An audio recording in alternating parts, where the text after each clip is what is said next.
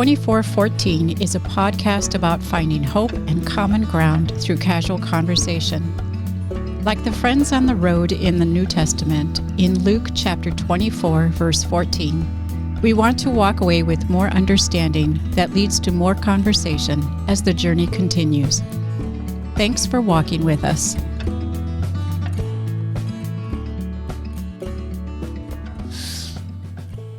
Hello. Welcome to... Hi, Shane. Hi, Pastor Ned. Welcome to 2414, a podcast about finding hope and common ground. Wow, he's been practicing a radio voice. What is that? Are you practicing off air, Shane? No. Goodness. All right. Never. I was in the impressed. shower, yes. No. I don't know. Hello, my name is, Shane Welter. Today, in 2414, we are putting a cap to our series, Life Transitions, and today we're talking about retirement again, and we've got some new guests. Today we've got Paul Acuña. You can wave to the camera, too. Oh, yeah, there's a camera. Yes. You can show And me your we've got- shirt, Paul. Can you flex on your shirt? Paul's shirt says retired On an in and out budget. on an in and out budget.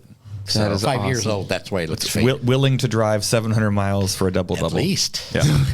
So we got Paul Acuña and we got Sue Acuña. Hi, Sue. No, Hi. no in and out swag on you. No. Okay. No. But representing the 50th state. Yes. Got some floral. That's the 50th state a la Coles. Okay, well, Right. that counts. Oh, yeah. Yeah, I don't know. You take it from here. Sure. Well, we're talking about we're That's wrapping all I up know. life transitions. That's all Shane knows. And talking about retirement and what that looks like from a 5-year in it perspective and also a 5-hour into it Pretty perspective. much. Yep. So we always like to start with highs and lows or lows and highs. And then the get to know you question of the day is, what did you want to be when you were a kid? So when I grow up, I'm going to be... so not like necessarily high school, but elementary school, you fill out the thing. When I grow up, I'm going to be.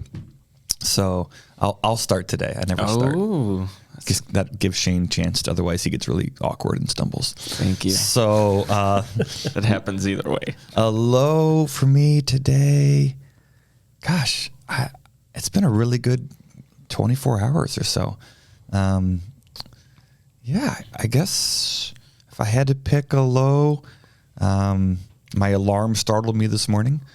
Sometimes I wake up on my own. Those are like, that feels like a victorious day. When I wake up, I feel like I'm in charge as opposed to some other device telling me it's time to get up. So, Paul, just to remind you, people used to, when they work and have other responsibilities, they have to get up on time. So that happened to me today. Yeah, I know. Yeah. So I had to get up, the alarm went off. That was my low of the day. My highs, we had our summer nights thing. We started at St. Luke's. So all summer long, every Wednesday for a couple hours, it's just kind of a casual church picnic. Last night we had an ice cream truck, and I don't know, probably 100 people came out and just had space for conversation. So that's one of the things I love about the podcast, by the way, is it puts conversation in my schedule. Of like, oh, I'm going to talk to people. Otherwise, I just sort of do the tasks. So real conversation last night, kind of unrushed, was a nice highlight of my week. When I was growing up, I was going to be a professional hockey player. So then I stopped growing, so that changed that considerably. So no, I love playing. I got home from school and I played every day. It just felt like hours and hours and hours. I started with the quad skates, roller skates, before even rollerblades were a thing. So playing hockey in those clunky things, we'd play till it was dark and we couldn't see anymore. And, your eyes kind of adjust to the street lights. We even had a hockey ball that you would hit it and it would flash for about 30 seconds to a minute, but then it would go out. So like mid play, it just goes dark and people And are you can't crashing find into it. each other because your eyes have adjusted to look at this red ball and it just disappears. So even when I got to middle school, I took French because you're going to have a lot of road trips to Canada. So I'm going to have to know the language as an international hockey player. So I took a lot of French and still enjoy that. Did you just play on the streets? So Mostly? I played in the streets in the neighborhood. We had our own PVC pipe goals that we built and twine net. I played ice hockey as well, probably from about the time I was 5 years old.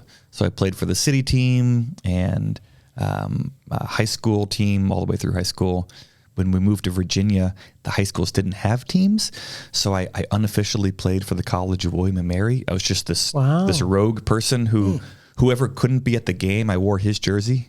So this kind of non-student, ringer's too generous of a word. It was a pretty beer league, rec league kind of thing. So I played up through then. And Concordia Irvine is where I went to college, and they didn't have a hockey team. Mm-hmm. None of the Concordias did at the time. But a year or two after I started, Concordia, Wisconsin got an ice hockey team. Makes sense. And their first head coach was a former St. Louis Blues player. Oh. So had they timed that earlier, I wouldn't have met Charlotte, and my life would be miserable right now. So it worked out well. So yeah, that's me. I was going to be a hockey player, which I still play a little bit in the street with my kids, but not on the ice for a while. It's never too late. That's never. Well, it might be. Shane Welter, lows, highs. What did you want to be when you grew up? Lows, highs. I had all this time to think, and I just wasted it. Just wasted it listening to me. Yeah, what a waste of time that was. What a waste listening. Well, I'll start with lows. Lows. Woke up like super tired this morning for feels like no reason, but it's not like a end all be all low. It was just that's a minor gripe. I don't know why. I was just woke up my alarm went off and I feel like I got an hour of sleep. This is weird. But I'm waking up now. I'm drinking coffee. It's 1:20, by the way, in the afternoon. He's waking up. And if he dozes off, we just continue the conversation on, without continue. We're among friends. You just clap in front of me. Just mute his mic. I'll push some of these buttons over here. Nope, that's not the one. Well, you play that when I fall asleep. Highs. I'm excited / looking forward to. We have an outdoor service this weekend. This Sunday. It's kind of we're combining both the services, and it's exciting putting it together. Something that's just kind of spices up, gives some variety to the weekend, and so. So this episode, if you're listening to it right when it comes out, this is being released on July 2nd. So July 3rd, it's not too late. Come join us at St. Luke's, 10 a.m. outdoors. Yeah, promo. Ooh. Both services? Just one service, 10 a.m. Oh, wow. One service. Yeah. So if you come at 8:15, you're gonna help us set up chairs. Okay. If you come at 10:45, you'll be just in time for the taco truck. What? If you come at 10, you'll be ready for church. Yeah. And then you can stay for the taco truck. Yeah. You got to keep up with those St. Luke's videos, honey. Or come to church every now and then. I've been saying it for 4 weeks. But, Sundays we were this is a safe gone. place. Seaside. It's good. Well, I see all things are happening already. Let's talk about me. All right, Shane, what did you want to be when you grew up? Sorry. What did you want to be when you grew up? Oh, no. When I grew up, when I was a child, I had no dreams. I just was living day by day, and it was awesome. And so, but it sounds like retirement, huh? Yeah. Yes. When I was a kid, I had no idea. I was I liked insects, maybe I don't know what the word is, insectologist. I don't know what the word is. Yeah, that's probably it. Entomologist. Also wasn't smart, but I had a friend who's an entomologist, actually.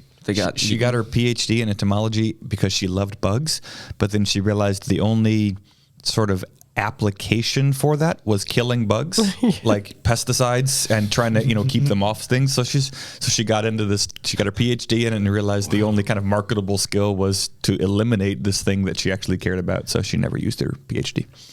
Adulthood, it's fun. You went to Victoria, right? Victoria, British Columbia. You haven't been up there yet. Canada. No, just Vancouver. Oh, okay. In Victoria, there's a bug zoo. Oh, that would be fun. You need to go check it out. I'm going to put that on the to-do list. And Bremerton, there's a little bug museum, right? Is there? I don't know. Right by, is there a naval base? Is it in Bremerton or Yes. Gig Harbor, wherever that is? Bremerton. Yeah, right across from there, there's this little bug museum on the side of the road. It's free. And anyway. We missed it.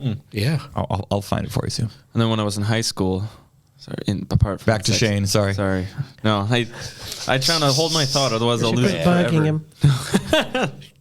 No, I'm not trying to That's sound. the button right there. All right, there you go. If there's a pun, we're pushing the green button. Yes. When I was in high school, I had my dream then was to play professional basketball. Okay. Even hockey. I was gung ho. I was like, this is gonna happen. Practice every day, and then I realized I don't think I can do that. Do you still play? But I still play. Yes. Well, not as often as I want to. I'm also really lazy. What's your default position in basketball? Oh, I don't know. I went to a small high school, so it changed regularly. Sometimes I was center. Sometimes I was just a guard or forward. Okay. I don't know. It All right. was a bit of everything. But I still like to play. I'll do anything. Just I love competition too. So Maybe we could do a 24-14 tournament, 1v1 Shane and Dan as a fundraiser for some local charity. yeah, and then we'll play hockey. Yeah. See? There you go. And then we need Hey. we need some third neutral sport as the tiebreaker. Like There you go. pickleball or something like Something that. neither of you can do. Lacrosse. Lacrosse. Lacrosse is No, hard. that's just hockey We don't on, even know. on grass. I dominate there. Do you? You can keep that ball up in the air. Oh yeah. Oh yeah. Confident. Oh yeah. Yeah. Okay. Yeah. Back to pickleball. All right. We'll play like cornhole. Here you Oh, go. there you go. All right. All right. Well, we'll file this away. Paul, going around the circle. Paul Acuña, welcome, my friend. By the way, Good morning. I'm Good glad you're afternoon. here. Yeah. Milo. Who knows? You're great. Milo What for day the- is it? For the week since the crows have started having babies, is they're waking me up at about 5:40, Yes. and they're right out. We sleep with our window open, so it's like you hear everything. And the highs was going to get laundry for my grandson so I can wash it. Getting so little onesies. Yeah. Oh. Well, no, these Getting bigger. 2-year-old ones. Okay. All right. Yeah. So I do their laundry for them. Oh, He did the baby laundry, the baby that's coming in a couple weeks. Yeah. He did this whole load of little tiny girl laundry last week. What do or will the grandkids call you? Papa, Well, Grandpa, Rowan calls me Pops Pops. because that's what Matthew used to call me Okay. in college. Hey, Pops, can you take my friends out to dinner again? That's cool. Except Rowan can't say pups yet, so it comes out, bah! Yeah, he does. That's awesome. You can translate. Usually very insistent, bah! So low is the birds are waking you up. I resonate with that. And high is getting to show some love to the Yeah. grands. I mean, I got a lot of stuff to do, but like Shane says, yeah, before I used to have my shoes and my socks right by the bed and my work pants. So when dispatch would call me early, 2, 3 in the morning, I had everything like a fireman. Yeah. I was ready to go. Goodness. But now I don't have anything there anymore. So when you were a little boy, Paul Acuña, what were you going to be when you grew Police up? officer. Police officer. Yeah. What was it about that? He helped me one time. I got my foot stuck in a bike, and he came and he got my foot. I got it stuck between the pedal and the frame. How, I'd slipped on it. that sounds like a story. You just were riding your bike and it just fell in? Yep. And How old were you? oh gosh, under 10 maybe. Okay. Yeah. So he was nice, and he carried. I want to do that. And he carried a gun. Yeah. I want to do that when I grow up. All right. Yeah. So did you actually make steps towards that, or was it just kind of a childhood? I'm going to be a police officer. When I got out of the Navy, I worked for the weapons department, and that you take this test. Well, you don't take a test. They try and suit you best for a civilian job when you get out. And police officer was one of them. City jailer was another one, and a state patrolman. All right. It was kind of ironic. Ooh. That's awesome. That's really cool. All right. And did you do any of those? No. Okay. No, actually, when I got out of the military, I actually went to firefighting because I took firefighting training in the Navy. And I said, well, I've got, this experience. So I went to college, state junior college, for night classes for firefighter training. Interesting. So, but then I said, nah, it's not my for you. cup of tea. Not for you. That's allowed. Cool. Sue Acuña, what about you? Lows, highs from the day, the week, the season? My low would be after a wonderful week-long visit, we had to put my stepdaughter on a plane and send her home yesterday. So kind of missing her. We're about 10 years apart, and she's the mother of our adult grandchildren. And she and I have always gotten along really, really well. She says, I don't know what to call you when I talk about you. To say you're my stepmother feels too formal, and to say your dad's wife is even worse, because I've known her since she was 11. Yeah. She said, so I just tell people you're my Susie. Yeah, that's my Susie. So that's the relationship That's we sweet. have. Yeah, it was really fun having her. She works for City of Los Angeles Humane Society, and she just brought her laptop along and worked for 3 of the days while she was here. So it was fun for her to be able to have a nice long visit. And my high would be our youngest grandson is 2 years old today. June 30th. So we're pretty excited. You know, because of COVID, we didn't have a lot of access to him when he was little. And then the vaccines happened and they moved closer. And we see him. Well, you already saw him today, didn't you? So he's definitely a high point all the time because he's 2 and he's talking, sort of. So part of the fun is translating what he said. And his parents will send a text. Does anybody know what he means when he says this? And we all try and figure out the context. And because he's at that age, where they look you right in the eye and they're trying to get you to understand what they're saying. And they're not just babbling, they're really trying to say something. So It's almost like totally different, but like somebody who's had a stroke. There's the language is there, or the idea is there, and it's frustrating because they can't communicate, but they know what they want, and you know what they want, but they just can't get it to figure you. it out. Yeah. So it sounds like language development is kind of the next big developmental thing, or Leaps and bounds. Huh? Yeah. Oh, yeah. Yeah. what about like motor skills? What's his thing right now? Gosh. Well, he had just a little tiny 4-wheel bike that we got him for Christmas, which he's mastered and now is almost too big for. Okay. So for his birthday, he got a balance bike, which has no pedals. Do you have those in your house? Have you heard of Those are the best things in the whole wide world. I've never heard of I'm it. confused. It doesn't have pedals. No. Called Strider is one of the brands. Yeah, his is a banana bike, but it teaches them it's better than training wheels because training wheels you don't really have to balance. So they just push it along with their feet, but they learn, how to shift weight and how to steer. Oh. Yeah. That's what my boys had. They never needed training wheels. It terrified Charlotte because Mike is whizzing down hills and he's got his feet up in the air. Right. And Yeah. he just looks like a little daredevil. But he's able to keep it upright by shifting his weight. So Yeah. it's just a little bit big for him right now. But he was zooming around our house on his tiptoes, tipping over regularly, but fearless. And they only have Flintstones brakes. So like if you need to stop, it's your feet. Exactly. Your feet. So I have I've got some gruesome pictures I could show you of Titus, my youngest. We were going for an adventure walk and we were going down some big hills and at one point he went over the bars because he was going down the hill and it kind of started, a little shimmy and he went over and so I had to call Charlotte and very calmly say, everything's fine. Could you come and get with ice pack? Like hurry, but don't worry, we're fine. But I need you to come right now. Yeah. But if relax, it's okay. But please, it's urgent.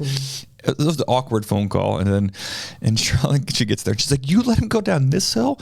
Oh my and gosh. from the bottom of the hill, I could see it. It looked worse from the bottom. At the top, it like, all right, we got this. And from the bottom of the hill, I was like, no, I see it now.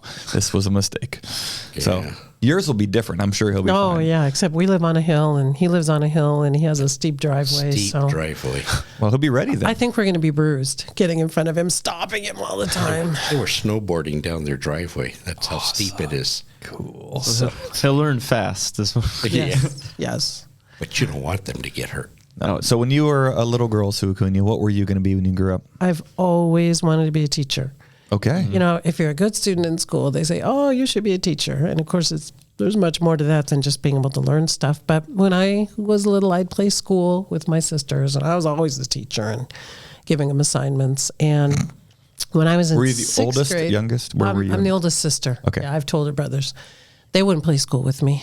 But when I was in sixth grade, I had the chance to volunteer in a classroom, which actually was a special ed class in our elementary school. We had those back in the 70s. And I discovered that I had a knack for explaining things so that people could understand them, which really is what teaching is all about. So all I ever wanted to be was a teacher. And I went to college to become a teacher and taught for 4 years in Southern California, places maybe. That's right, you're not from California. I put in my time. Both of us did. I taught in Inglewood, which is right by the airport. It was literally in the LAX flight path. We had no windows. We had cinder block for windows and glass brick for windows, and the whole building was cinder block. Wow. And then I taught in Brea out in Orange County. Yeah. Mm-hmm. And then we moved up here because I'm from Seattle. We moved back and I worked for 2 years at Seattle Pacific University, not teaching, working in the office, which is a great experience for teachers to see all the behind the scenes office stuff.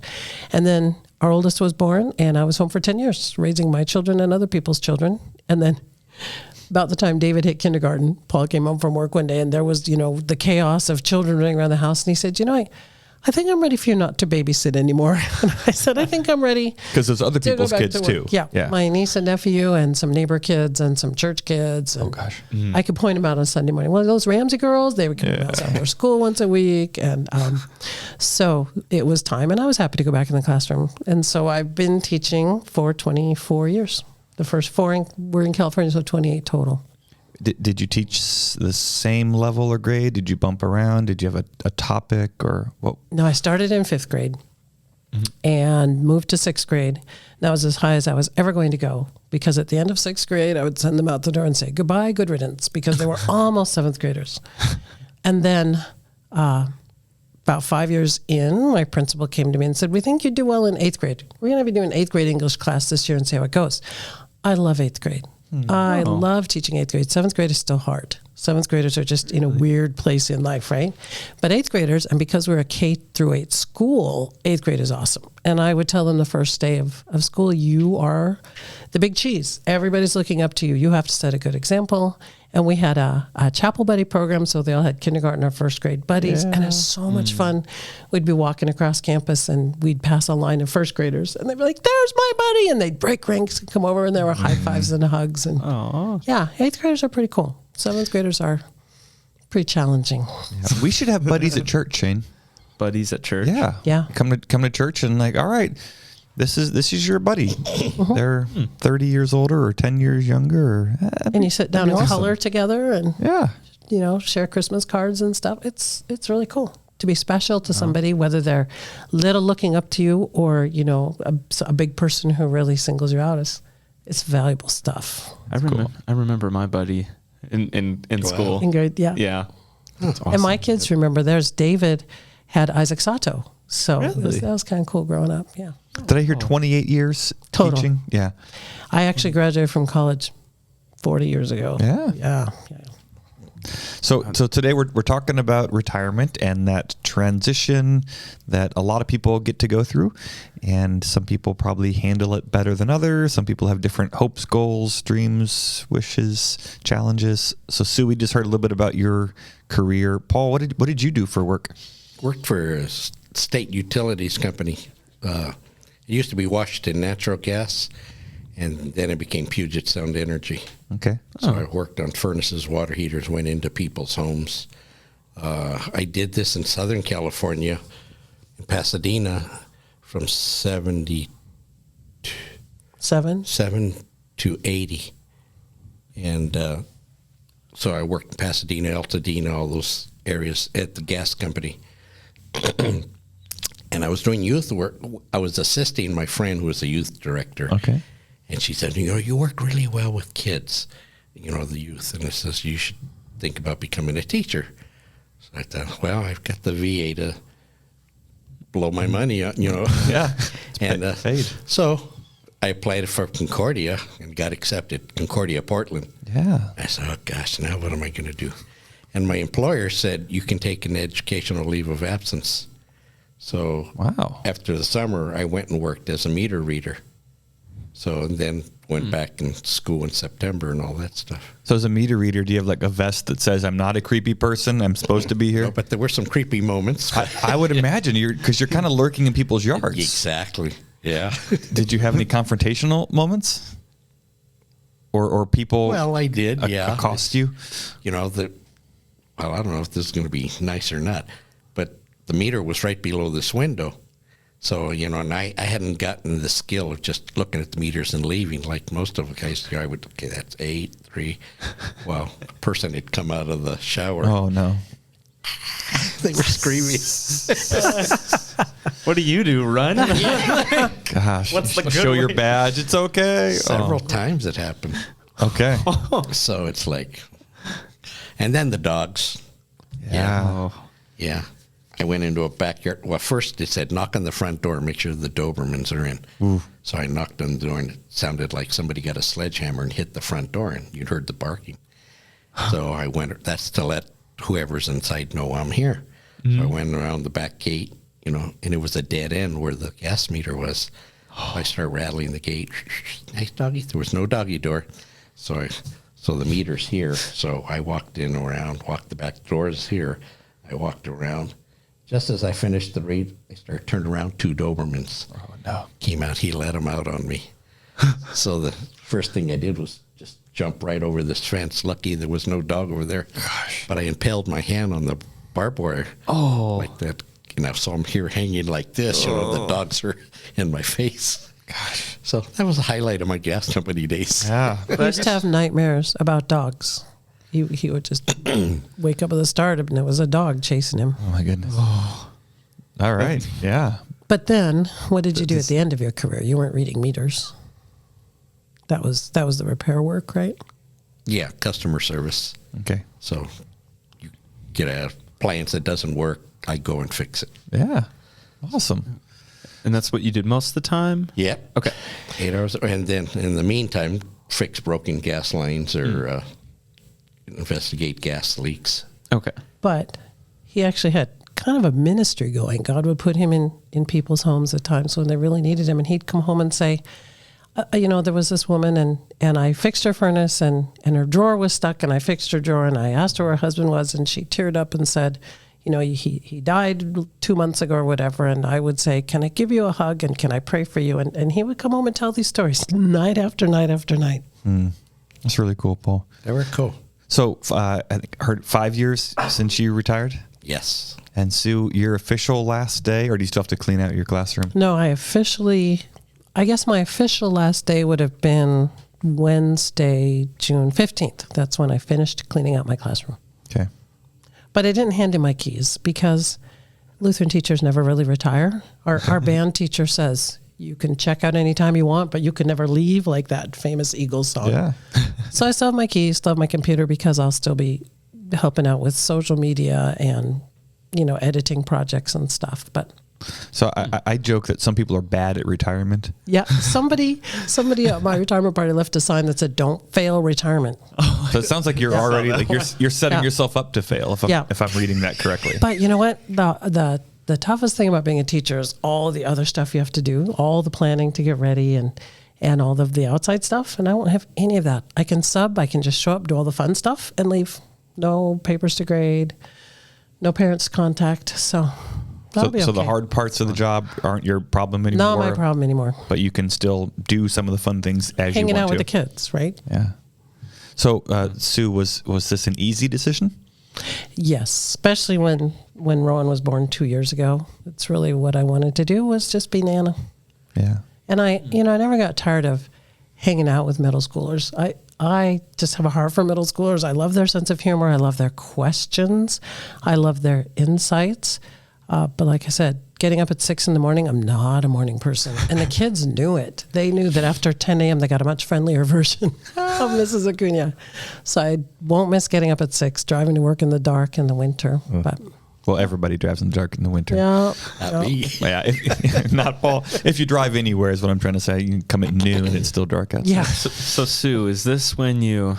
I'm pretending I don't know the answer, but was this the first time you planned on retirement? Is this the date you had set in mind? Yeah, no. 20? You know the I answer. don't know the answer to I this. was really thinking about it 3 years ago. 3 years ago seemed like, this is about right. That was 2019. And then I thought, no, I'll do one more year. Because the 2020, that class, I had like the youngest of a family of 4, and I had taught all of them. And the youngest of a family of 5, and I had actually taught all of them. And another family of 4. So it was a legacy year. That's what I felt like, just go out with these families. So 2020, I was turning 60, seemed like a great time. But it was 2020. And, school ended in March, and I knew I couldn't leave that year. Couldn't leave under those circumstances. So I came back for one more year. And it was COVID, and we didn't have a lot of access to the grandson, so I guess I could teach one more year. Yeah. And then it was like, yeah, sorry, go I was ahead. going to say, to shout out to a previous episode in the series, Cole Ashbaugh talked about graduation as a transition, and he graduated that year. Just how unresolved and what a strange feeling of, Yeah. hey, we're going to take the weekend off. And that was the last time he saw all these people. And then just the year ended. It was for 2 weeks, and then we were going to extend our spring break for 2 weeks, and then take 2 weeks more. So we headed out with the intention of 6 weeks. Okay. But we were back in the fall. Because we had an online curriculum. Yeah. So So then I was going to retire the next year. And my principal came to me and said, well, could you just do one more year? And I said, okay. So, Did they ask again for this one? or was the ask, can we put you on the sub list? Or was that just an assumed? yeah, it was, well, they knew that we were spending a lot of time with the grandson at that point, and that's where my heart was. I can actually, from my classroom, I could see on my phone the baby monitor when he was at my house and was asleep, and there was Pops playing with him, and here I was with 13 and 14-year-olds who aren't quite as much fun as an 18-month-old. So, yeah. Well, No, my principal, who's just a gem, she knew that I wouldn't come back for another year. yeah. Did you have any parameters put in place of I'll sub, but not in the first 6 months or not for a year, or kind of boundaries you established? Not below 6th grade. Okay. That's my biggest parameter. I'm going to be babysitting regularly, not like 40 hours, not every day, for my son and daughter-in-law. So I said that has to be my first priority. So if there's a conflict, they win. Yeah, easy.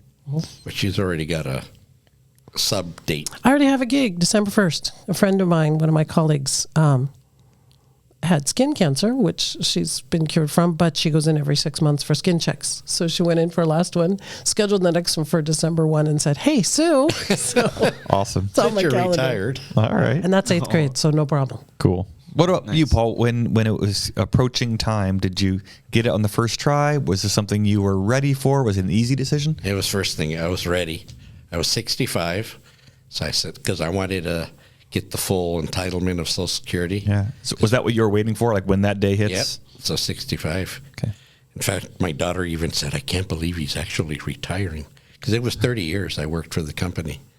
So, yeah, I felt, okay, this is it. I felt good. I'm going to do it, And I was happy about it. I wasn't like, oh, man, what am I going to do now? Can I go get a part-time job, at Costco or something like that? I see you at Costco all the time, but you're not working. Yeah. just eating pizza and hot dogs. Yeah. A volunteer greeter. Yeah. Sitting on the stool. He comes and joins me in Charlotte as we're eating our Friday date lunch. Yeah. But yeah, it was. Yeah, I'm usually a worrywart, like, oh man, what's going to happen? But no, I felt at peace. Yeah. Did you do anything to get ready in terms of? Prayed a lot. Yeah, that's good. But let me ask on that. Were there specific prayers? What were you thinking about as in terms of I've been doing this job for 30 years. On Monday morning, Sue's going to work and I'm at home. Did you have plans, or how do you get ready for that mentally, emotionally? I'm an outdoors person, so I'm always in the yard doing something or fixing something in the house. I replaced all the boards on my deck a couple of years ago, and I'm never ending. So did you have a list of chores that had been backing up for the last couple of years? Well, when I get to 65, I'll finally get to Sue's list. No, it's Paul's chores. Okay. I've never written it down. It just spins around the back of my head. This comes out in subtle hints. Well, and almost immediately after you retired, that's when the bathroom ceiling was leaking. So that was his first job. Jumped right in and repaired Got that. back from Oregon, I think. John says, is the ceiling supposed to be sagging? So I got a drill and drilled in the thing, and water started pouring out. Oh, no. So I went up on the roof, and the attic vent had slid down halfway. So when the rain was coming down, it was going right into the attic. So I had to redo the entire ceiling, insulation, everything. He never had a chance to be bored. Okay. Could have had a Never second story pool. A second story. Well, I should have put a tarp there and diverted the water into the bathtub. There you go. So Easy water supply there. Nice. So since you guys retired 5 years apart, was that Sue, was that a strange transition for you of he's going to be home now? Did you guys have to work at anything? She's going to be home now.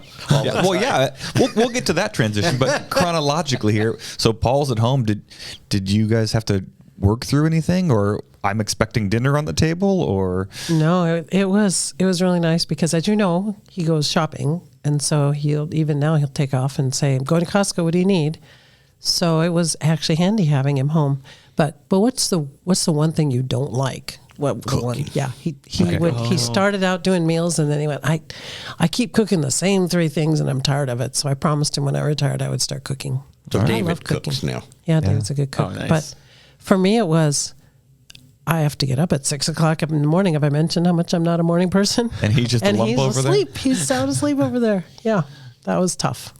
And now I get up early because of the crows. Oh, my goodness. That plus gives me devotion time. So that's the first thing in the morning after I make my coffee. And remember, as a teacher, I'm home for 2 months, not 3 like people think, but I would be home for 2 months every summer and a couple weeks at Christmas. And we would just learn to sort of, in the morning, we just do our own thing. And then, now we can go shopping together, have lunch together, or I'll be off, one of my many social engagements. And he's just happy to come and go, do his thing. So I don't think it'll be a problem. So I'm just about to say, so it sounds like that rhythm of having 2 months off every year probably in some ways has prepared you for what's going to come, to be together a lot. Because of course, he established his morning routine and I don't interfere with that. He's doing his devotions and catching up on social media, whatever. 'Cause I imagine that could be really hard of if one person is home more than the other and they kind of have their routine and their space and all of a sudden the other person's there a lot. Like I can see that being disruptive. I don't talk to her in the morning. Yeah, Don't talk to me. You got your system there of. I get her coffee ready, prepped for the day. And I'm just irritable in the morning. I just am. Things just bother me. So Same. That's why we're on the same page of the same side of the table. That's it. We're the morning people. I've joked We're not the before morning that my kids will come by and they'll look at my mug. yeah. They'll kind of scope out how much is left, and I'll hear them in the hallway. It's about halfway. Like they know like one. Let me finish my cup of coffee and then we can talk. Have you seen the mug? There's a line at the top that says, "Don't talk to me." In the middle it says, "Shh, not yet."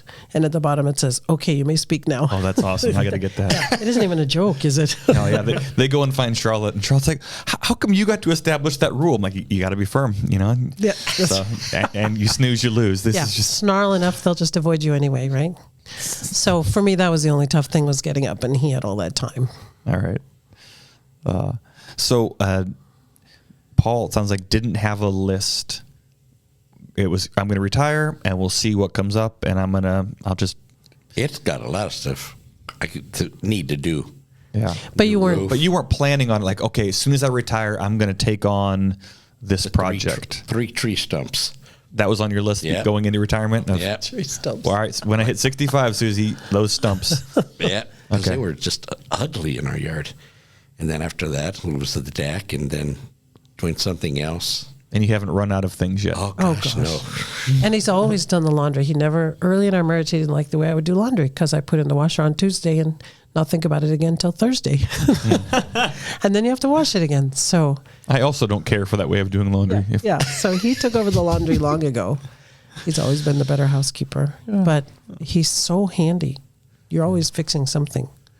Minor. Yeah, within reason. And so you said one of the things you're most looking forward to is being grandma.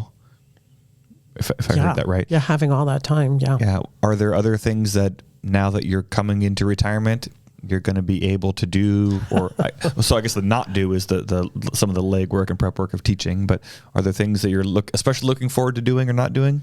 I have a big travel bug. I just love to travel. That list is getting long. Yeah. Okay. So Paul's trips. going back to work, I heard. Yeah. Yeah. So yeah, I'm really looking forward to traveling, and we've lived in our house for 20 years, and it's just time to declutter. And I just keep looking at things, looking at those drawers and that closet. And I keep telling him, one room at a time, honey, I'll just do one room at a time. But since school got out, it's only been 2 weeks. We've been busy. And I keep telling myself, but I don't have to feel that, oh my gosh, summer is passing by. It's almost July. Yeah, really. Yeah. And he keeps saying, honey, you have all the time in the world, which won't be true. And he keeps saying, you're going to be so busy, you're only going to get half of that done. But yesterday, I worked a 500-piece jigsaw puzzle in one day. And that was awesome to just sit and go, I don't have to clean out that closet. I can just work the puzzle. That was fun. Don't have to grade papers. Or even, in the summer, I would always be working on tweaking the curriculum. I need to be learning this. I need to be looking up this. How am I going to do this? I really should plan out for the year, which is not my strength.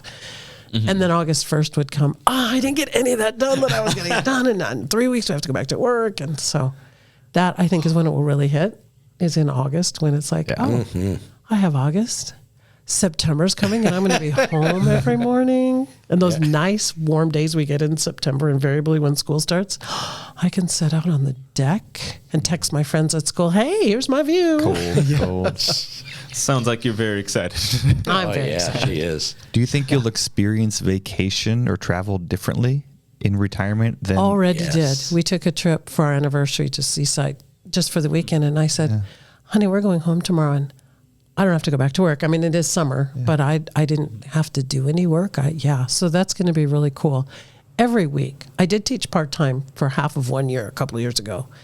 And every Sunday night I didn't work on Mondays. So every Sunday night I don't have to go into I told my family, I'm going to be obnoxious on Sunday nights for months. It's Sunday night and I don't care. It's so funny because David used to say, Dad's got his car parked in the parking lot. It's Sunday. He's going to be crabby. I have to go to work. That's awesome. Did you do something similar, Paul? Did you have a little? So I heard Sue say, I don't have to go to school tomorrow. Did that take a while to sink in? Was it overnight? If I'm done, I don't think about it Did anymore. for a little bit because I'd be thinking, okay, I'd be at the base right now. Like that, we'd probably having some donuts right now. Okay, I wonder if I'm going to see anybody out in the field today. Because I saw a couple of my buddies in my area, which was southwest, northeast Tacoma area, and so I'd go and wave at them. Come here. So we'd talk and we find out what's going on. But and then we have our monthly retirement at Poodle Dog. The retires I worked out in the street department and So a monthly meal over there, yeah, Poodle Dog? and Okay. so we shoot the breeze and all that stuff. That's a good time. And then before COVID, we used to have monthly luncheons up in Bellevue. They catered everything, and it was just good to see the oldies but goodies, still alive. That's awesome. That's you now. Yeah, Yeah, you're the old The oldies. Yeah, Just to clarify, which but category? yeah, it was just good. It took a while getting used to in terms of, okay, I don't have to drive to work. I don't have to do this. I don't have to do that. I'm home here. So, and I didn't want to get into the routine of just watching TV, doing nothing. Because from the minute I get up, it's, okay, go, go, go, go, go. Okay. No sitting around. That's dead time. You sound very motivated. Yeah. The pastor used to be here. Once told me, he says, Paul, you're a drone bee. A drone I bee. said, I don't do teaching or anything like that. You got something that needs to be done, I'm there for you. Here I am. Send me. Stacking chairs, making coffee. Yeah. Well, you saw that. Yeah. you're- Or So the it's funerals. great humble helping servant. at the funerals. It's funny. I feel like it's kind of your guys' retirement. It's like a little opposite. It's like Paul's like, I'm retired, but I'm gonna keep working. Like if not on my own things. And then Sue's just like, I'm gonna travel, just relax. Well, when we were in Hawaii, our first time in Kauai, the dryer, I was doing the laundry, and the dryer wasn't heating them. So I took the vent Take it apart. Oh, my like goodness. that, and it was plugged, completely plugged. So I took our dryer apart a couple weeks ago. It was not a good day. Charlotte comes in. She goes, well, someone came in and said, I was cleaning out the lint trap and a pen fell down in there. Oh. And I was like, all right. Oh, boy. So dryers are notoriously like in small spaces. And so I'm back there and I'm getting all taken care of. And Charlotte's like, I got to go, by the way. So she left. And so I got all three kids and I'm behind the dryer. And I had this Tupperware full of all the little parts and screws, and one of my kids comes tearing in and stomps on it and just sprays them all over the room. Oops. So that was a rough day. You were like But we got it. the dad from Christmas Story, just like in his boiler room or whatever. Oh, yeah, making all those noises. oh, That's kind of how I felt. Yeah. Shane, what are you thinking about right now? So they're at the very end and outgoing of kind of professional career. Shane started his adult life 6 months ago. Yeah, might as well. Yeah. What are you thinking about retirement? Does this sound like a fairy tale? Does this sound like boring, exciting, or I Scary. can't wait, or that's another lifetime? It sounds. I mean, it sounds like permanent vacation. I mean, like, and the aspect of, like, I remember vacation because I'm still young enough where I remember school vividly and whatnot.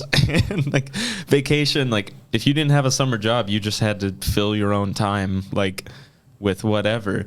And some days were crazy boring. You're like, I wish I had a job or something. And I don't know, it just kind of sounds like that. Like, how am I going to fill my time and what am I going to do? Like, Yeah. Does it feel like vacation to you guys? I don't call it vacation. It's just, It's retirement. It's a different. yeah, we do whatever we want to do. has the word vacation lost its meaning at all? For me, well, yeah, kind of. Okay. It's just like, I'm just going out with my wife. We're going to Hawaii. Or She's dragging we're me on another trip. We're going to Alaska. Yeah. Okay. So stuff like that. But for me, with his job, when he was off, except if you got Yeah. called out in the middle of the night. And that was a big change for you, realizing you could go to bed and not worry about the phone ringing. Yeah. But for me, every weekend, every Sunday night, every evening, teaching is constant. And if you're not doing something, there's something you should be doing. And if I was doing like decluttering the kitchen, I was feeling guilty because there was schoolwork I should be doing. So for me, vacation it's going to feel a lot like vacation. But Yeah. when I was in college, I read a book called The 3 Boxes of Life and How to Get Out of Them. And the 3 boxes were education, work, and leisure. And they said most people live their lives. First, I'm going to get my education, then I'm going to work, and then I'm going to retire. And they get to the end of their career and realize they don't know what to do because they haven't cultivated education. And all they've done is work and they haven't cultivated leisure. So because I read that before I started my career, was always kind of aware that you need to have a balance and, so still want to keep learning. That YouTube is full of things you can learn. And How to take apart a dryer. yeah, you know what? I'd like to learn to speak Italian just because I went to Italy once and I loved it. So those kind of goals, I think, keep you going. And I'll still be working. Sounds like you're well prepared, like mentally going into retirement. And then she is. watching him for 5 years, yeah. Oh, that's It's true. like, there's so much to do. So the hard What thing, did you learn from him? that there's always something you can do. Look around the house. There are plenty of things to be done. Okay. And there's also time to go out and have lunch with buddies and be sociable. And And thanks to her, we do go out. I'm not a planner like that. She is, and she does it great. And so it's like, okay, where are you taking me now? And a lot of people don't know this about Paul, but he's what you call an extroverted introvert. So really, given his druthers, he'd be home by himself doing stuff. And he'll say, we'll get ready to go to a party. And he'll say, what time are we leaving? I'll say, don't ask that question. I don't know. And we get there, and if you've ever been to a party with Paul, he's having a good time and really enjoying himself. And we don't usually leave when I said we might leave, because once he gets there, he has a good time. But it's the idea of a party. Are you like that? Something Yes, very much. different. When I first hired him in the company, the older guys there, because I was the younger ones, they hated the job. And they were in it just for the money. And so when I came to retirement, I loved my job. I was interacting with people. The product was the same, natural gas, but every house was different. I've gone to dive homes, to Winchell's Donuts, the Winchell's Donuts down in Pasadena. I went into his mansion, Wow. stuff like that. And but I loved the job. I loved talking to people, meeting them. There were several ladies that she was a member here at our church, but she had our Daily Bread devotional booklet, which I subscribed to. I said, oh, did you love today's devotion? And we'd start talking, stuff like that. So I loved the job. I worked at McDonald's. I worked at Safeway, Kentucky Fried Chicken. I interacted with people, and that's how I get along. And You worked there in your energy company capacity. I'm like, oh, you also No. worked at McDonald's? Before he worked Oh, okay. for So the- those Yeah, were I'm those sorry. were Yeah. Those are part-time teenage jobs. jobs. Okay. Yeah. My teenage jobs. And I started working when I was 16. I was just motivated. And I pursued that avenue. My dad was an example. He had a good paying job. And, when he retired, he was come visit us every Christmas via the train. But yeah, if you don't like your job, you're not going to do well. You're not going to give your best. And his dad also invested financially in to be ready for retirement. Paul followed his example, did a good job investing to be ready for retirement. And now we're watching all three of our sons. They've all got their 401ks going, and they are investing already, preparing for retirement. Roth IRAs. There you go. Sue, I think I cut you off a minute ago. You were saying the hard part is, but maybe that thought's gone. I'm sorry. I don't know. I might have been talking for Paul. Okay. Sorry. I don't know what that's we were good. talking about. Shane was saying how just you've thought about this and you kind of came in prepared. Your kind of 3 boxes, especially, I thought was really insightful that some people, I think, go to this moment of retirement and they're not ready for it because they hadn't thought through what will I do. They maybe hadn't cultivated hobbies or relationships. And I guess, Paul, what I hear you saying in terms of labor, in some ways it was a pretty hard transition of I'm not working for pay anymore. Like you adapted to your retirement quickly and now you get to do projects as you want. So not maybe kind of a bifurcation, but 2 pretty distinct, like, transition happened. I'm retired and now I get to do whatever I want, lose track of days. And Sue, one of the things I heard you also say is just kind of a strong continuity of relationships, interests. You're gonna kind of you've I think both. It sounds like we're prepared for this transition, and it didn't seem to catch Paul off guard. No. Were there hard things? I'm looking at Paul just because Sue, you've been retired for 2 days. An example. Well, I don't know. I just Like- did you find again? I'm 100 years from retirement myself, so I know not of what I speak.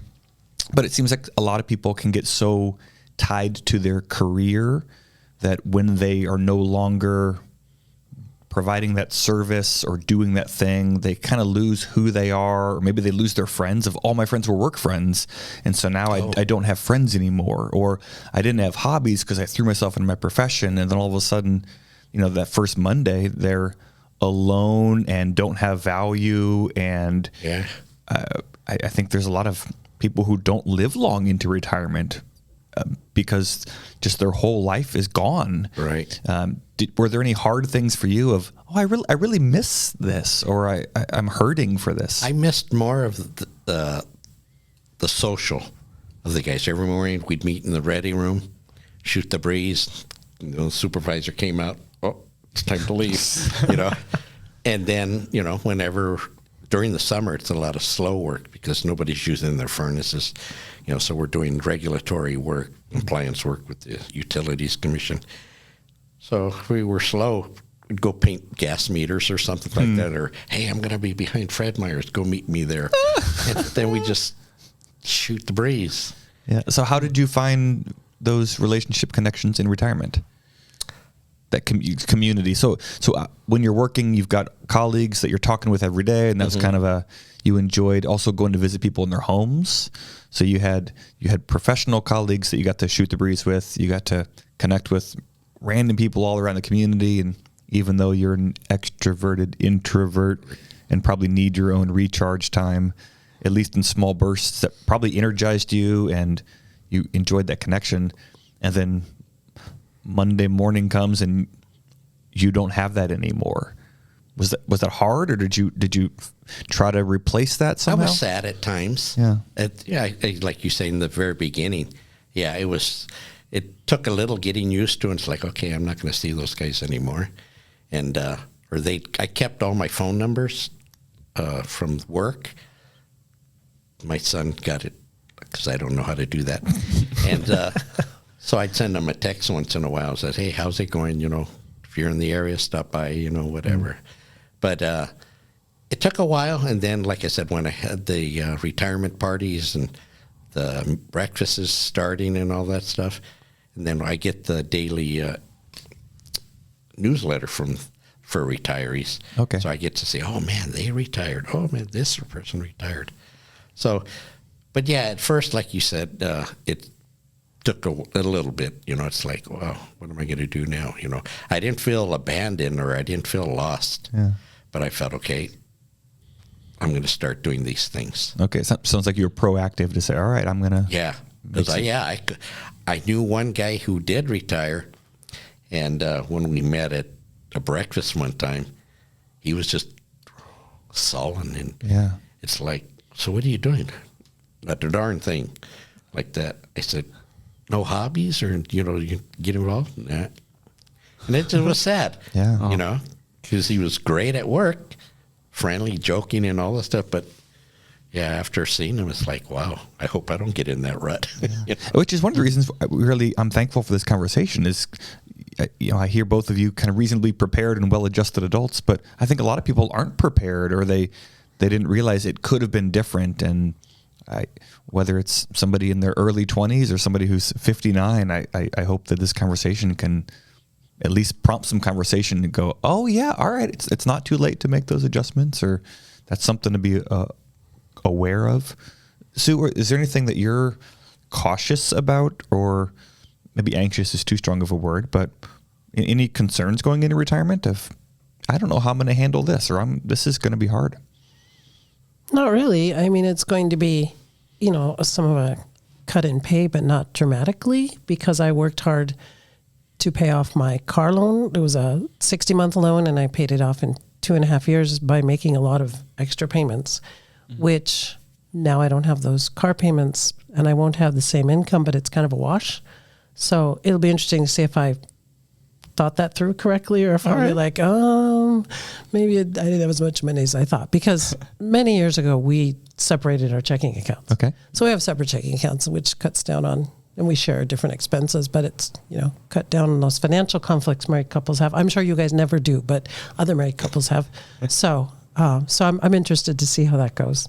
I was just going to ask who manages the finances, but it's each of you. Each of us, we each have our own bills that we pay. And, like on vacations now, we just often share the costs. So that's fun. Yeah, well, I have never experienced that. That's interesting to me. That'd be a whole nother series on finances. Well, and, unlike some of my teacher friends, there were 12 years where I was not a teacher. So there's been a part of my life where I haven't always been Mrs. Acuña, the teacher. And for those 10 years after Matthew was born, and then we had the other two, we were broke. That's right. Yeah, go ahead. Yeah, we were super broke. And, we learned to live on a budget. And what I brought in babysitting wasn't a whole lot. And, we were very thankful.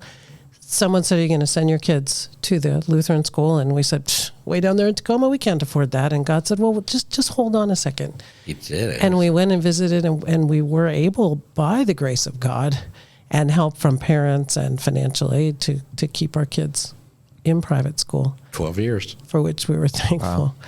Yeah. But I do have this identity that's not Mrs. Acuña, the teacher. And I've lived with, every year we'd fill out a financial aid form. What are your expenses? What's your income? What's left? Nothing. It was always like, I don't have anything. But we learned over and over again. How many times did we say, I don't know how we're going to do this? And we learned, we would look at things two ways. We'd finally get ahead, get a little bit of a raise, and then something would come up. Insurance would go up, or the car would break down or something. It's like the cost of gas is $17 a gallon. Every time we get ahead, an expense comes up. And then we learned to reverse that and say, every time God knows our expenses are going up, he provides the extra money ahead of time. So that was just a matter of perspective. In connection with that, it was like, okay, I can't be giving all this money that I give to the church or other people that I share gifts with, It's like, but it's happened. It's come about. And God says, don't worry about it. Because I was a worrywart on money at first. And now it's like, okay, well, if something happens, God hasn't let us down like that. And that was the real positive part of retiring when I did. Because that's why one of my daughters said, I can't believe he's retiring. Because, I saw so many guys get into that groove of, well, I'm just going to work till I die. And they've got no life after that. Yeah. And, I didn't want that. Yeah. So amidst your guys' hardships and like that period of your marriage, how were you still able to think about retirement, or was that just like, actually, we have to focus on ourselves. We can't put money aside anymore, or how did that dynamic work? He Paul continued to put money aside, and that Okay. frustrated me sometimes. It was like, but we need that money now. And he was like, no, because like I said, he learned from his dad. He had learned that lesson well, and he kept putting that money away anyway. So that was a point of conflict more than once. Okay. And then he got to the point where he was retiring. It's like, oh, wow, that worked out okay. Compounding interest. Yeah. I guess we can go to McDonald's now. Yeah. Get your senior discount. Or on the hey, coffee. oh my gosh. That's another point. He loves that. He's always asking. And, you've seen him at Costco. So when Paul's out shopping, he's always running into people he knows, or he comes home and tells me about Customers. someone he got talking to. Today he went to the recycle place, and he comes home and goes, oh yeah, Mary, the woman I met at the recycle place, she was telling me that I asked her when her surgery was, and she said, oh, it's tomorrow. So he just has that personality. He goes around and makes friends with everybody. She got cancer in the lung. I'm sorry to hear that. So Shane, in light of all this, how are you going to start living life in light of some hypothetical retirement in 75 years? Yeah, 85 It's not going to be 60 or 65 by the time you get there, just so you know. No. Oh, no. But it's, I don't, like all these conversations at least kind of just affirm, like, well, one, have the conversation or like talk with significant other about retirement, and also just, I don't know. Like it's interesting hearing you sort of say, like, even in your broke times being married, you were still putting money aside, and it's just neat because seeing it come full circle, or like now you are reaping the benefits of that. I don't know. There's a lot to digest. It's kind of crazy because I was giving less when I was working. Now I'm giving more than I'm unemployed. For offering, you mean? Yeah. So, God provides. I think I have too many hobbies now, so retirement's a long way away. But I think I'm not worried about being bored. No. I think I've got a long list of interests, and like I'm good. I'll keep learning French. Why? Yeah. Just because I'm not going anywhere, but I enjoy it. And Sue's going to pick up Italian, and I'm not as handy. French. You can already do Moi, French. je parle français. Un petit peu. Oui. Très bien. We so don't croissant. I don't know. Frenches. Yeah, Grey Poupon. This is devolving very quickly. Yeah. that's my knowledge. What's been the strangest thing, Paul, for retirement? What's been Strangest thing. so? We were joking earlier of a retirement clock. Do you actually forget what day it is? I've heard that Yes, before. a lot. Okay, I'll tell you. Is today Friday? No, today's Thursday. We have the podcast. Oh, you know, I noticed you're not wearing a watch. Is that correct? I got rid of it years ago. So no watch, no calendar. No watch, no. Well, we do have a calendar. Okay. We have a calendar in the kitchen. And, All right. and he always says, That's put stuff it. on there, put Right stuff on on it. there, because But he won't remember. We got rid of our landline after I retired, or before that. No, after I retired, because we had to be available 24/7. So got rid of that. Less money paying the phone bill, and so I would say that's the strangest thing for you. Time has gotten really squidgy. And well, but for both of us. Squidgy? What do you mean by Time has gotten squidgy? And a lot of this happened with COVID too. It got worse. It's like you think something happened last year and it was 4 years ago, or you think it's 2 weeks from now and it's actually 6 months away. So it doesn't. It's not very linear anymore. It's just kind of Lose some of the regular rhythms. yeah, I think so. But that is the toughest thing for you. Except you always know when it's trash day. yeah, Wednesday. I see a theme. Tuesday night, he The trumps things on you the structure house. your life around have changed, rather than a 9 to 5 or whatever Probably that is. It's trash day and church are his two anchors. The two anchors of life. Pick up my neighbor's trash cans. Go up the street. I don't know. Interrupt Go ahead, Shane. your question. You were asking me like what do I need to do now, or like what am I taking away? But do you have any lessons or hard lessons for me or for listeners or yourselves? Like, what would you have done differently, maybe financially or mentally, like, to get ready for retirement, maybe at my age or maybe 40 years further down the line? Or what's the best thing you did? What would you either do differently or make sure you do the same? Well, like Susie was saying, when we were with kids, I was just barely putting the minimal in my 401k. And, the other guys, you should be putting 6%. No. Yeah, 6% because then the company matches too. But we didn't have the money to do that because, for kid care and all that. Mm-hmm. But there was a thriving, AAL back then. He came to our house to talk about something, and I said, "You used to be a financial advisor, right?"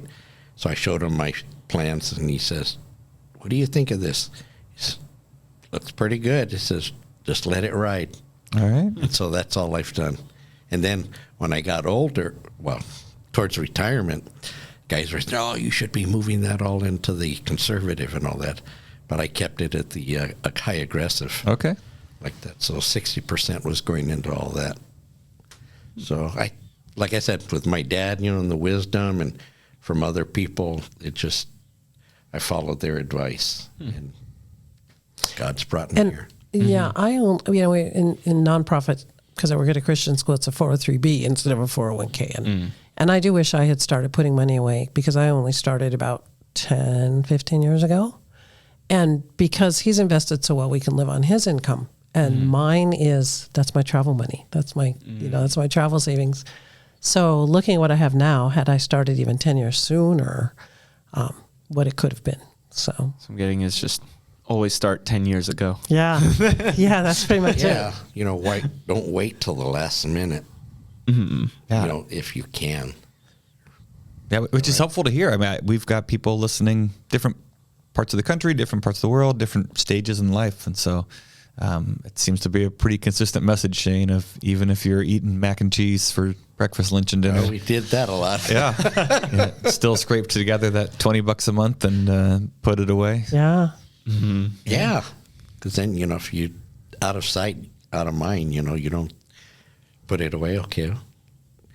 Because I know one thing I did was, I had lowered my insurance. Oh, yeah, I canceled my insurance on my private vehicle because I had a company vehicle. Mm-hmm. So why pay insurance on it? So the money I was saving from there, I was just putting it in savings. Yeah. So. All right, Pastor Dan, company vehicle? What do you say? What do you say? That's like when people talk about comp time, right? Well, I did just hear some of our members say they're giving more, so we're getting close, it sounds like, to that company vehicle. Oh my gosh. If any of our listeners want to donate we could put a 2414 logo on the side of it. Donate their 1995 Honda Civic. So yeah, if you want to support the show or Shane's retirement or the company vehicle fund, head over to stluke's-church.com/podcast. Yes. This has been awesome. It's been fun. I've talked to you guys a bunch, obviously, for a few years, and some longer conversations, but appreciate I hope being honest and being real to those people out there. It's valuable for me and Jay. I'll speak for myself. It's been valuable for me. I wrote down a note: invest more in retirement. I mean, Charlotte handles our finances, and she's already doing that, but she listens to this. So Charlotte, please keep doing what you're doing, and if you want to up it and not tell me, I support that as well. So yeah, this has been helpful for me. Shane, good. Yeah, for me, for Lauren and I, it's just like, I keep saying we need to talk about it because we even listened to the retirement, we talked with Terry and Ray Johnson because Ray recently retired from Boeing, and we're not going to let Terry retire for a while, but we kind of picked their brains. Lauren and I listened to it, and we forgot the conversation part of it. For you two to talk afterwards? Yeah. Which is the whole point of what we're trying to do. It was late night, and we were listening on a drive, so we got home and we just passed out. And so we never got to it. So this is just a further reminder to Lauren and I, we need to talk about, what is our plan? What are we doing? We have Start today. Yes. Yeah. Start 10 years ago. Start 10 years ago. Well, you're still young, too. When did I? I'm only 13, so. 38, I started at work. 87. When we moved back 35. Up here. I was 35. It was right before Matthew was born. So you're ahead of the game still, Shane. I was 35. And that's what I said. Whoa, I'm going to have kids now. Private school? Oh, my. Yeah, no, that was never an option. We weren't going to send him to private school. We couldn't afford it. And God said, well, let's talk. I have plans for you. Yeah. Well, I expect to see you at Costco soon, Paul. Sue, And I'll be there too. Sue, I expect a postcard from you from Paris. Yeah. And I told her, yeah, you go to Paris with my daughter, take her to Disney World, and I'll pay your way. Yeah. So when you guys- Wait a minute. What was that last part? I'll pay your way. there you go. And it's recorded now. yeah. Woohoo. I told Francine that when she You was didn't here. tell me you were paying my way. I got to go now. Got to go do some travel planning. I'm imagining you guys in the Eiffel Tower, and then Paul's like messing with the elevator. This radio's a little bit loose. Hold on. Saboteur. And in end of July, I'll be heading down through Oregon into Northern California. So as I get In-N-Out Burger several times, I'll think of you. You'll And- do that in Southern Oregon. You got three Exactly. options in Oregon now. Yeah. Yeah. So that's pretty exciting. Kaiser, Grants Pass, and Medford. So Paul is one of my In-N-Out compatriots who he's one of the few people I know who will make a interstate journey just to get the food. We just did. Yeah. We were in Seaside, Seaside. Oregon, and went 2 hours south to go to In-N-Out. Yeah, I and love then it. came home from there. I love it. So I'll be thinking of you in a couple of weeks again as well. So Sue, Paul, thanks for being here. Pleasure. People who are watching or listening, thanks for joining It's pretty us. painless. Yeah. Well, I was going to ask. So I always forget to ask our guests. We always hit stop and then say, "How was it? How was it to be on the show here, Sue?" It was a lot of fun. You guys are easy to talk to. Not that I didn't know that already, but it was real easy to forget. This is a podcast. It was just like you said, conversation. Well, thankfully Shane stopped his radio voice. Paul, what about you? Was this okay? Yeah, I was kind of nervous at first because, like, okay, shall I be talking about money, investing, or, Yeah. Shane needs all the reminders he can get. Yeah. And me too as well.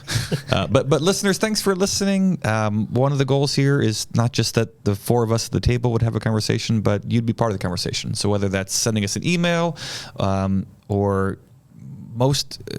what would give us the most joy is for you to actually have a conversation with somebody in your life, whether it's a coworker or a boss or a kid.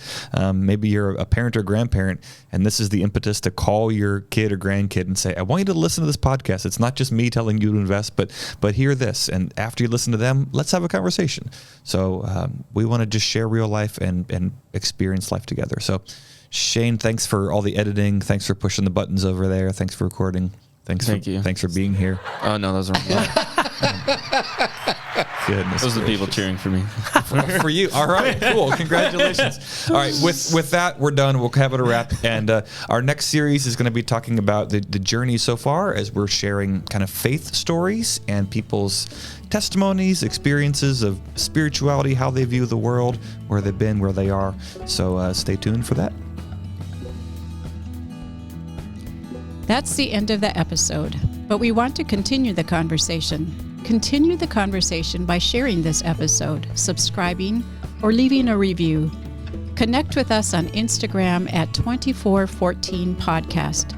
Connect with us through email at 2414@stlukes-church.com. Or best of all, keep the conversation going by inviting someone to process with you, so that you can each walk away with more understanding that leads to more conversation as the journey continues. If you happen to be in the Seattle-Tacoma area of Washington, stop by on a Sunday morning and say hi. 2414 is a podcast produced by St. Luke's Lutheran Church in Federal Way, Washington. To find more content, discover upcoming opportunities to connect in person, or to support the show, head on over to stlukes-church.com. Thanks for walking with us.